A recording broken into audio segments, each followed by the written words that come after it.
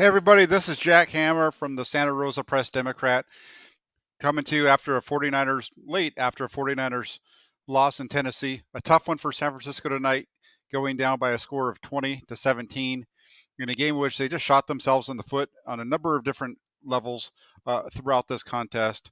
Let's go ahead and take a little bit closer look at the way that this game went down. The 49ers had opportunity to put Tennessee away early in the second quarter, but Jimmy Garoppolo missed on two throws, and that just kept the Titans in the game. And then the 49ers defense, they were able to hold Tennessee scoreless throughout the first half, allowing only 2.6 yards per play. But in the second, they really struggled to get off the field. That allowed Tennessee to climb back into the game and eventually steal the win on a 44-yard field goal from Randy Bullock with only 4 seconds left. Let's take a look at the questions that I'd asked prior to the game and my keys and see how those played out for San Francisco. Number one being, who creates the most turnovers? And that's easy. That was Tennessee. Coming into this game, I talked quite a bit about the turnover battle and how the team that won the turnover battle was going to win this game. And that's exactly what we saw play out. Tennessee had, played pretty good football and has played pretty good football throughout the course of the year. And you look at the last the 6 games coming into this one, and you see the record of 3-3. You see some of the injuries along the offensive line and things like that, and you fail to realize that those 3 losses were really had more to do with the fact that Tennessee could not hold on to the football than it did with Tennessee being a bad football team, because they're not a bad football team. They're probably going to win their division by the end of this weekend. And the problem here was Jimmy Garoppolo getting intercepted 2 times in the first in the game, and especially one there in the first quarter.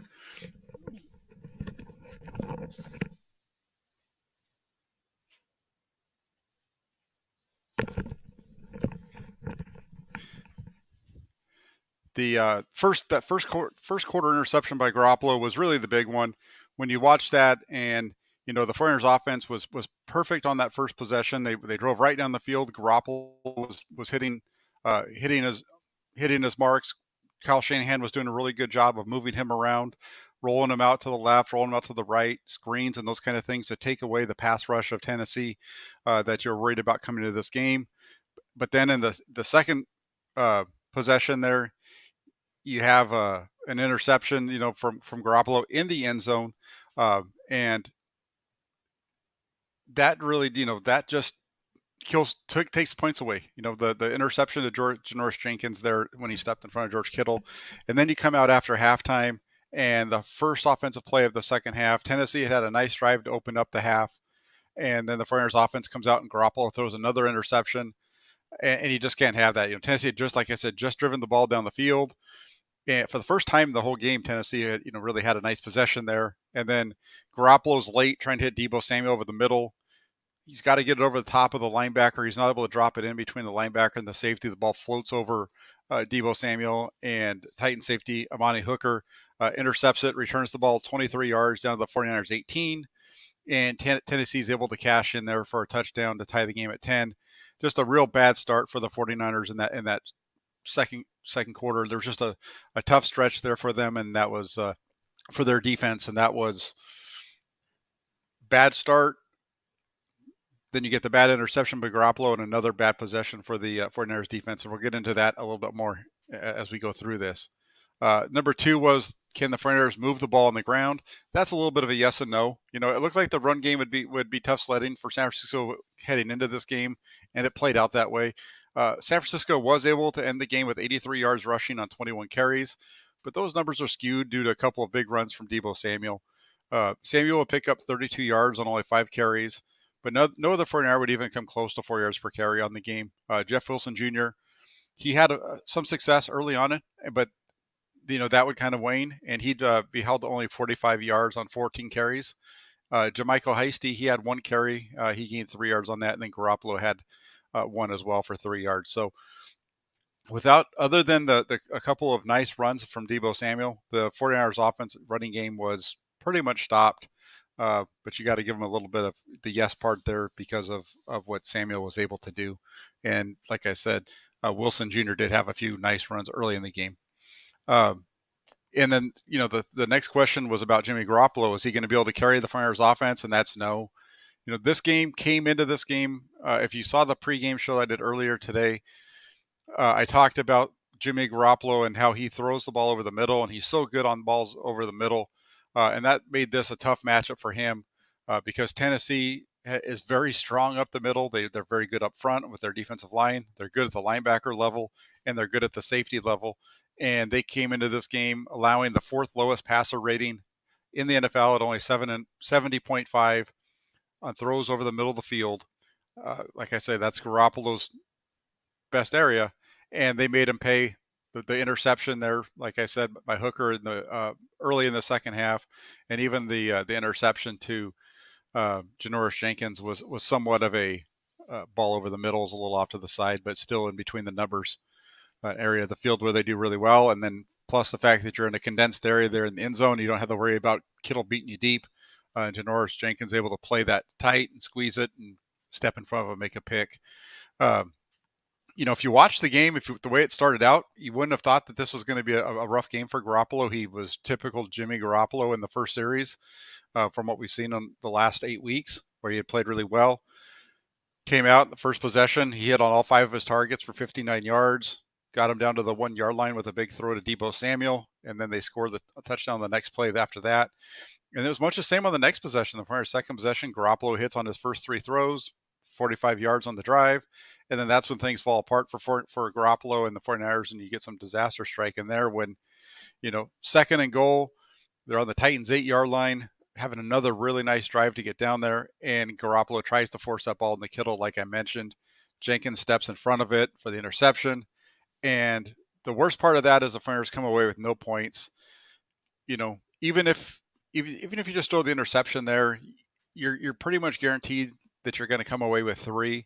But to come away with none right there, that was a huge piece of this game, as you saw the way that it played out in the end. They needed if you're in the red zone against a team like Tennessee in a matchup like this, it's going to be so tight. You just you can't get into the red zone and get into that area and make a mistake like Garoppolo did there. And it didn't get much better for Garoppolo following that. On the next possession, they're driving the ball down the field again. They're at the Tennessee 40-yard line. Garoppolo has Kyle Juszczyk wide open on a leak route down the right sidelines, and he's wide open. If Garoppolo just puts the ball on Kittle, it's on Juszczyk, it's a touchdown most likely. Instead, he doesn't even get it to him where he can catch the ball. He throws it up and out over his head. That's the kind of throw that if you were a high school coach and your high school kid made that throw, you're going to be upset. And this guy's making 20 whatever million to miss that throw. That's a throw that, when we watched Nick Mullins miss the throws like that last season, people were up in arms about it. And for Jimmy Garoppolo to go out and do that in a game of this magnitude, we've seen him do it more than once this year.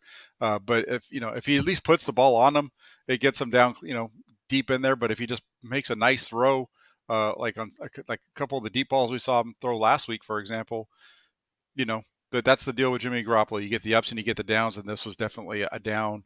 And the bad part about that is the 49ers are going to end up having to settle for a field goal, but it's not even all on Garoppolo on that drive. If you want to go ahead and throw it on Garoppolo, fine, blame it on Garoppolo. But there's a situation there where the 49ers have third and 11, I believe it is.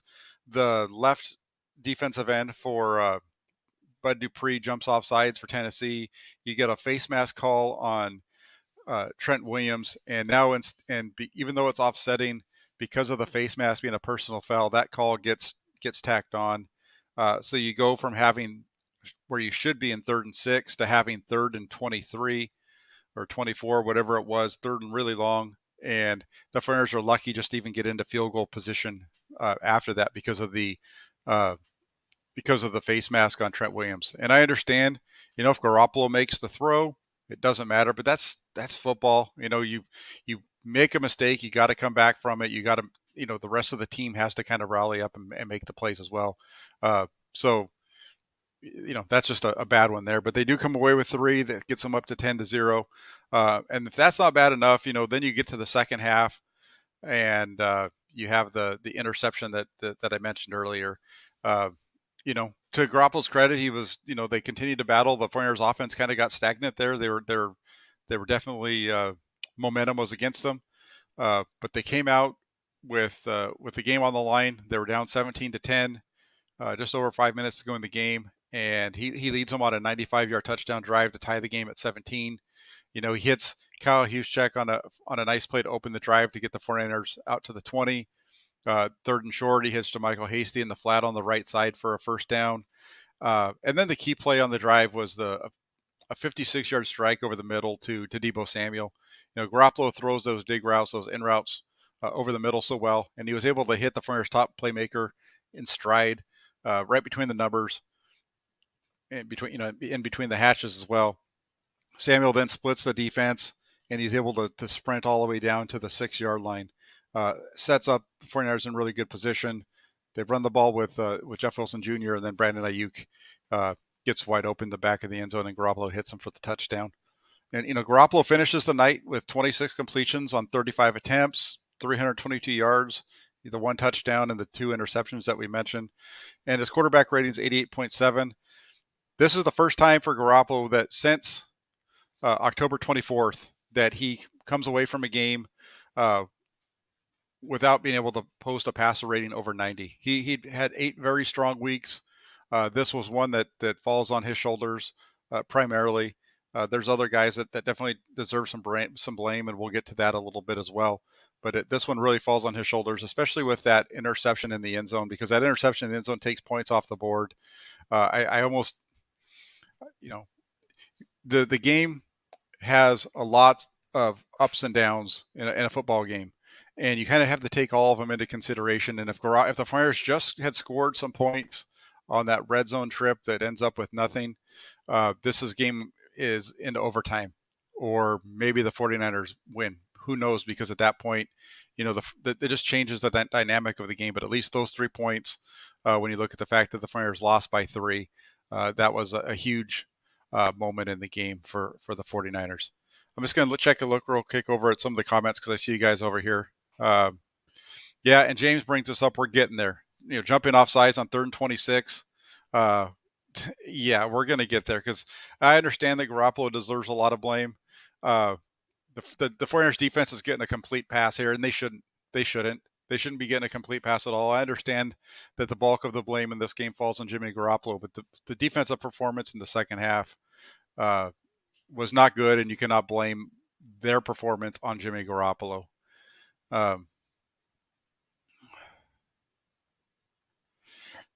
Harold asks about why did Kyle Shanahan not attempt a field goal at the end of the first half.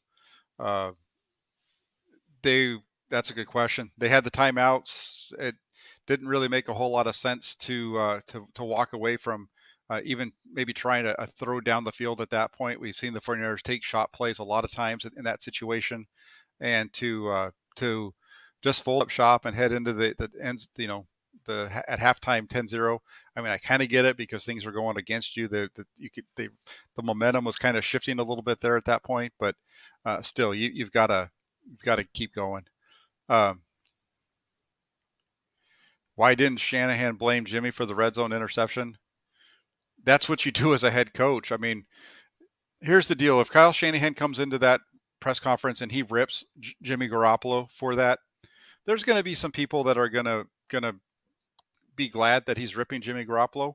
And I'm going to tell you what, some of the same people are going to be ripping him for him ripping into Jimmy Garoppolo are the same people that have been ripping him for being too harsh on Jimmy Garoppolo regardless. I mean, or too tough on his players. I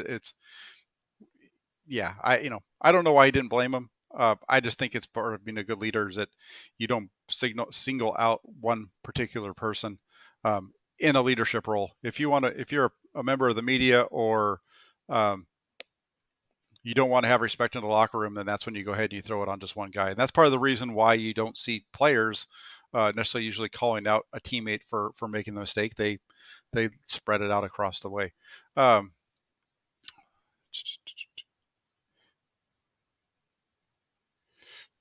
Yeah, I've already said a number of times that Garoppolo definitely made a bunch of mistakes. Um, the deal here, let's get to the defense before I get to some of these other ones.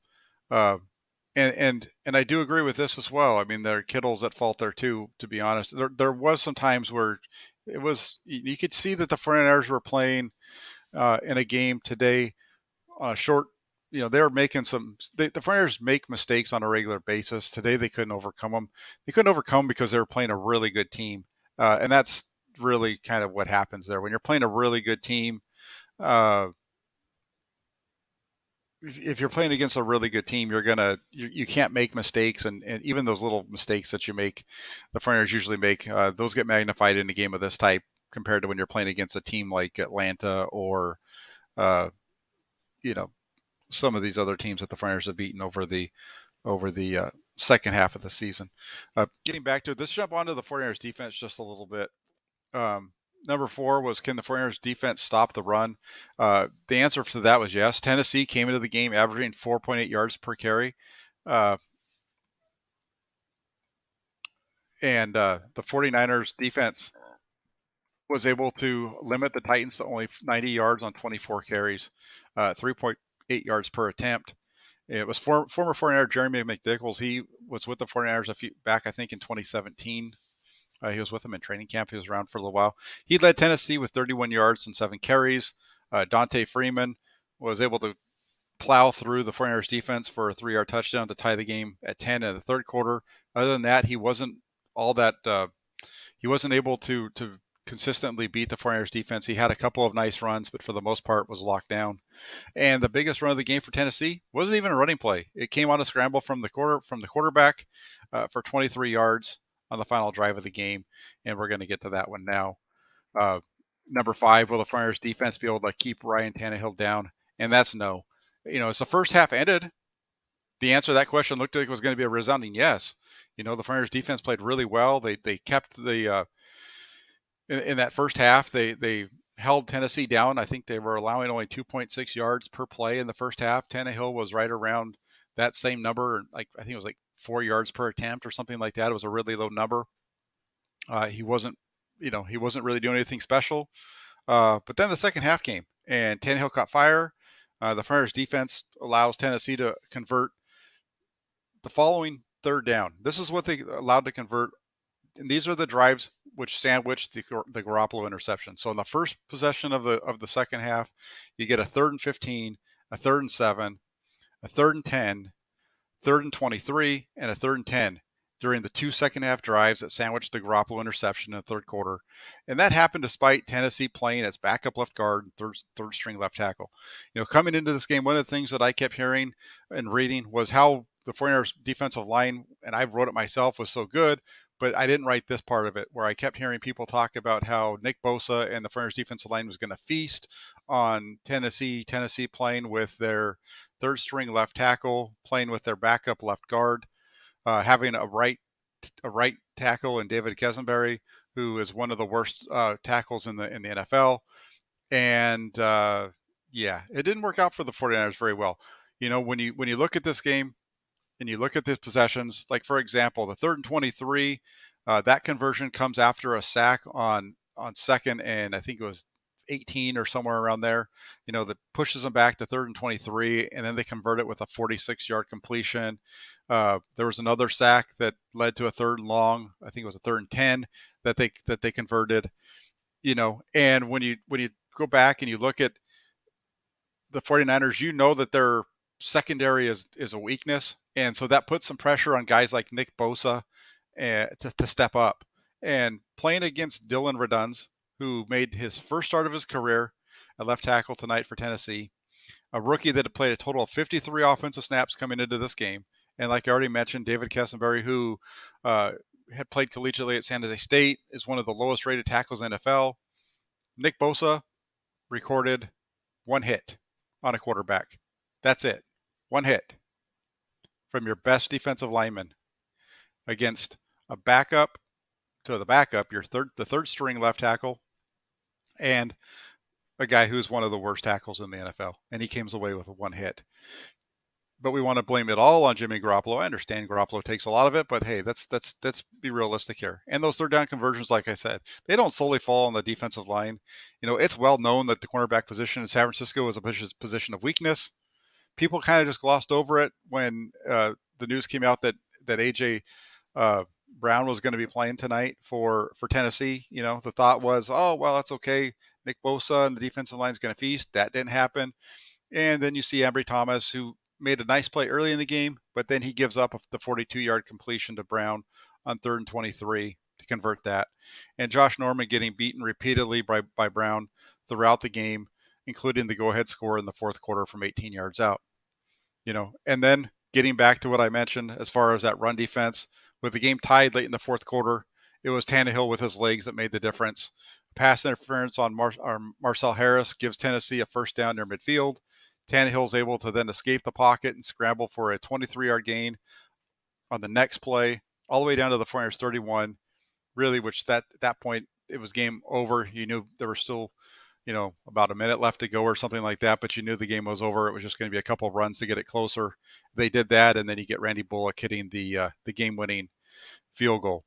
And on top of that, I do want to touch really quick on a coaching decision made by Kyle Shanahan in the I believe it was the third quarter that this occurred. It was. They get down, the 49ers, they had been struggling a little bit. They get the ball down to the Tennessee, where were they? The Tennessee 40-yard line. Actually, they're at the Tennessee 35-yard line. They're going to have 4th and 1. And you're going to go for it, which is a good call. 4th and 1, 49ers have been good at converting 4th and 1. That's a good call to go for it on 4th and 1. Your left tackle jumps off sides. That drops you back to 4th and 6. Now you got the ball on 4th and 6 at the 40. Instead of punting it and pinning them deep and giving your defense more room to work with, he decides to go for it on 4th and 6. Garoppolo misses the throw. They turn the ball over. That leads the points for Tennessee. And, that's okay. That's a decision that you made. You're going to live with that. What I don't like about it is the next possession by the 49ers, they find themselves at the same exact spot, almost. They're at the 40. Instead of being at the 40, they're at the 43. Instead of being 4th and 6, it's 4th and 9. Is the 3 yards, is that all the difference that it really makes for you to change that play up? I mean, if you're going to go for it on 4th and 6 from the 40, why not go for it from 4th and 6 at the 43? Quite frankly. I mean, I understand that it's not a good move, but it wasn't a good move for you to go for it on 4th and 6 either. Neither one of those calls were good. If you're going to go for it on one, you go for it on the other, because you've now put yourself, and that's an inconsistency on Kyle Shanahan's part. And this is something this is one of the first times that I've seen Shanahan do something like this this year, especially over the last 8 weeks. He's been very, very good at kind of playing the game close to the vest. I think maybe because the 49ers, for the most part, have been up big. He's not had to make big calls like that. I mean, a 4th and 1 is one thing, but 4th and 6, that's one of those situations where it's like, I'm going for it on 4th and 6, or 4th and 1, the jumped off sides. And it's almost like the coaches say, it's like, I don't give a darn. We're going for it anyway, even if it's a stupid decision. And I don't agree with it. You give them the ball, your defense has been struggling. And this is going back to the early days of Shanahan and in the 49ers. And even last year, that was one of the things when your defense is struggling, why are you allowing them to have to, why are you allowing, if you don't get it, you're giving them great field position, and you've already been burned by, you have a bad, your special team sucks. I'm sorry. I don't know. Richard Hightower is a great person. He's a great speaker when he talks to us in the media room. But when it comes to to his units, the 49ers special teams is awful. They give up long kickoff returns week after week. They are not good on the punt side either. And, they got bailed out tonight by the defense early in the game, but in the second half, to do that to your offense, for Shanahan to do that to the defense, and then, Tennessee goes down and scores. And then the second possession, the second time when he punts it, which was the right decision, right? It was the right decision. They back up Tennessee. And what happens?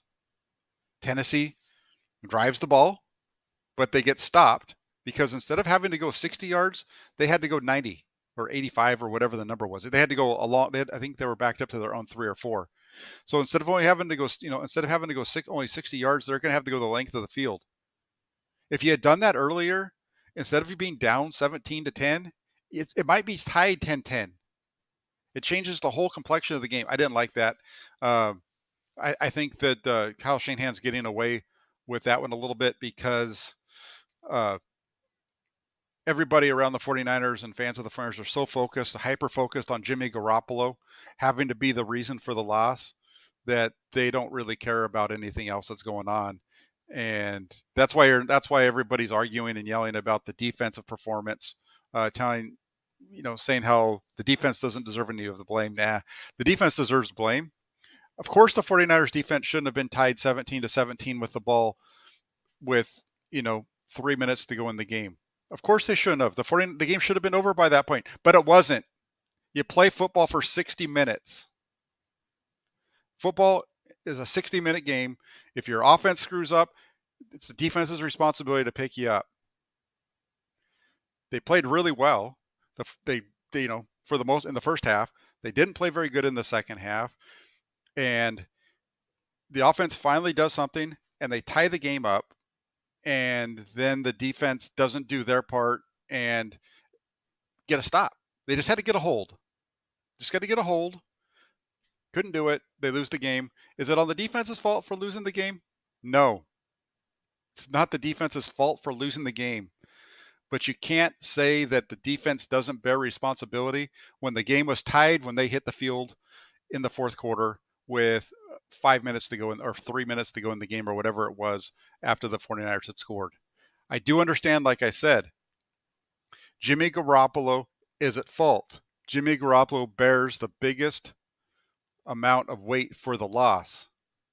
The defense played good enough to win almost, because at the end of the game, when they had a chance to make the stop and be the heroes, they couldn't get it done. That's it. And again, Garoppolo, he's number one on the totem pole of reasons that they lost. I think you put Kyle Shanahan second with that decision to go for it on fourth down. And then I think you put the defense. But the defense is right there too. The defense has to be talked about as far as their inability to make the stops. But we knew that coming into this game. The defense is getting so much, the defense has been playing very well. But they finally came up against a team that had a decent quarterback, had a playmaker at wide receiver, and their pass rush couldn't get home against a backup left tackle and third string left tackle, backup left guard, and a bad right tackle. And,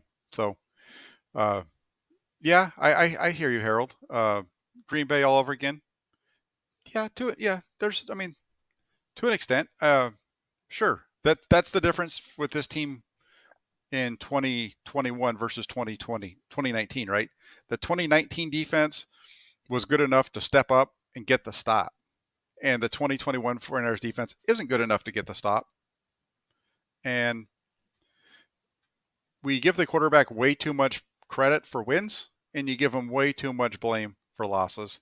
And he definitely deserves the blame. Those picks were awful. The interception in the end zone takes points off the board. Can't happen. The interception to open up the second half puts points on the board for Tennessee. Can't happen. But the defense at the same time has got to be able to make those plays. So eventually, maybe they will. Maybe Ambry Thomas is going to become the guy as he continues to grow. Josh Norman won't be. He probably won't be around next year. Jaquasi Tart played really well tonight. He might not be back. Other than that, most of these guys on the defensive side should be coming back next year, and hopefully they get some help in the secondary and they can get some more consistency out of their pass rush, especially against the offensive lines that they should be able to dominate, that, which is something they haven't been able to do this year. So that's it. That's kind of my talk for tonight. Very frustrating loss, I'm sure, for the 49ers. I'm sure they're a lot more frustrated than fans are. I do want to touch on one last thing. I just thought about this right now.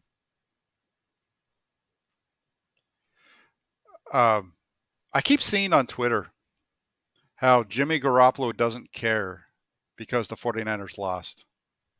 He's not going to be back next year. He doesn't care. I'm going to say this, and I'm going to make sure that everybody can hear me.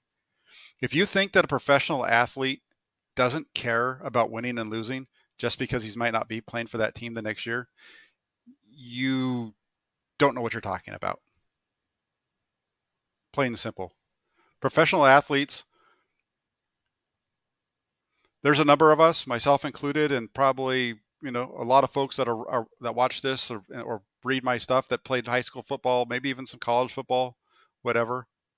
One of the biggest differences between the guys that reach the NFL and the guys that are really good high school players or college players is that it means everything to them to get to that level. The game and the way that they prepare is not probably near what you did when you were in high school, not near what you did when you were in college. Just because Jimmy Garoppolo doesn't get pissed off and throw his helmet down, just because he doesn't, pound his feet and act like a baby every time he makes a mistake, that doesn't mean he doesn't care. If you think he doesn't care, I'm sorry, you don't know what you're talking about. And if you disagree with me, call into my show this week and disagree with me. We'll have the conversation then. Because that's not the way it works. You don't get to the NFL. You don't get to the level that even Garoppolo is. You don't even get to the level that Nate Sudfeld is as the third string quarterback for the 49ers if you don't have a burning passion for winning and losing. Whether you're going to be playing for the 49ers next year or not. So I'm sure that what I'm saying isn't going to change anything. And the people that are out there making putting this tweets out there, they'll continue to say the same things because it's the way that it works. But I'll tell you right now, that's the biggest bunch of BS that I've ever seen. And I've said a lot of goofy things on Twitter. I see a lot of goofy things on Twitter, but that's one of the goofiest things that I've seen. And it's not even just about Jimmy Garoppolo. That'd be about if I saw any professional athlete that be said about them. So that's my spiel for tonight. There we go. I hope everybody has a great night. I hope you enjoyed watching the game, as frustrating as it was. I hope that everybody watching this can go out and enjoy the next couple of days and have a Merry Christmas, Happy Holidays, whatever it is that you celebrate with your family, your loved ones, those that you care about. And regardless of what's going on, hopefully you just have somebody to share the time with. And if you don't, know that there's somebody out there that does care about you. And thank you very much for joining tonight. Thanks for following along with me throughout the year. We still have 2 more regular season games and probably a playoff game because it looks like for the 6th time in 20 years, the 49ers are actually going to make it to the playoffs. It's been a long dry spell, and this team isn't quite the same as what they used to be back in the late 2000s and 80s, 90s, and 2000s. But it's been a fun year. At least I think it is, just because of the fact that the team, if they can win next week, is going to have 1 more games than they lost. And I just appreciate all of you coming on, taking the time, especially at this hour, to listen to me talk. And if you're watching this afterwards, then